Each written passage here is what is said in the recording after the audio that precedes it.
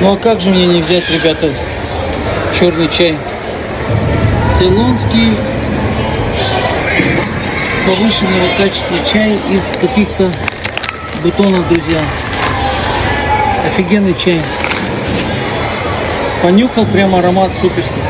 Какие-то из бутоны. Чем больше бутонов на растении, тем выше качество чая по вкусу и консистенции.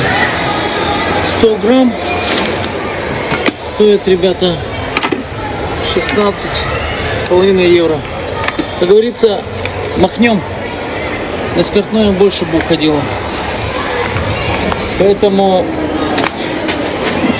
шиканем с молоком, друзья, чаю. Подумаем, посидим, посмотрим на море, пофилософствуем и, как говорится,